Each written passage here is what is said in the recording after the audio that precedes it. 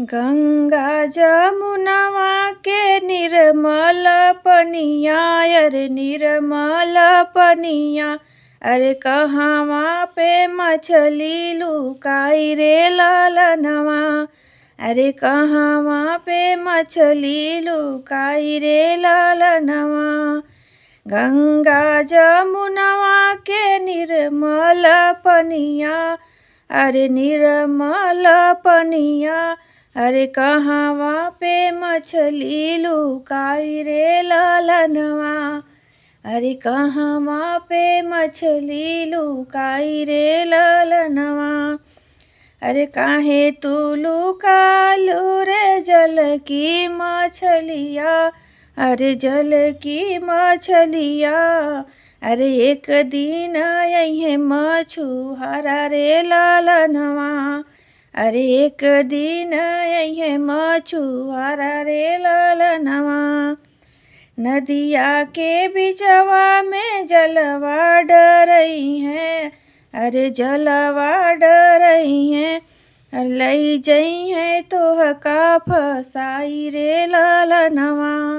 अरे लई जई है तोह का फसाई रे ललनवा। आज तो आवे दुल्हे राम के बजवा, अरे दुल्हे राम के बजवा। अरे बेटी लुकानी माई के कोरा रे ललनवा। अरे बेटी लुकानी माई के कोरा रे ललनवा। आज तो आवे दुल्हे राम के बजवा, अरे दुल्हे राम के बजवा। अरे बेटी लुकानी माई के कोरा रे ललनवा। अरे बेटी लुकानी माई के कोरा रे ललनवा। काहे के लुकालू बेटी मैया के कोरवा, अरे मैया के कोरवा। अरे आवत हुई है ससुरु तो हारी रे ललनवा। अरे आवत हुई है ससुरु तो हारी रे ललनवा।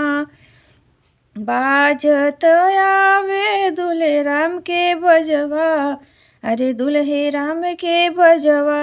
अरे बेटी लुकानी चाची के कोरा रे ललनवा। अरे बेटी लुकानी चाची के कोरा रे ललनवा। काहे लुकालू बेटी चाची के कोरवा, अरे चाची के कोरवा।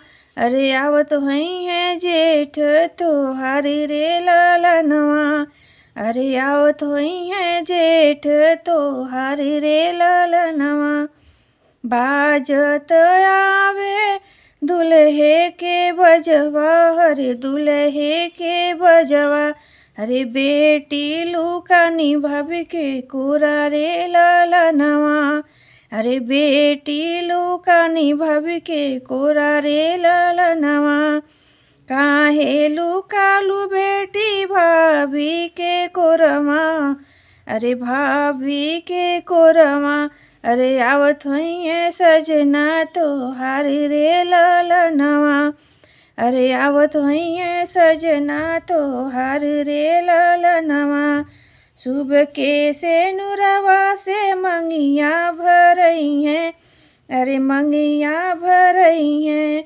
अरे सोने के से नुरवा से मंगिया भरई हैं, अरे मंगिया भरई हैं। अरे लई जई है डोलिया बैठाई रे ललनवा। अरे ले जई है डोलिया बैठाई रे ललनवा। सुबह के से नोरवा से मंगिया भरई हैं, अरे मंगिया भरई हैं। अरे कई दई है तोह का पराई रे ललनवा।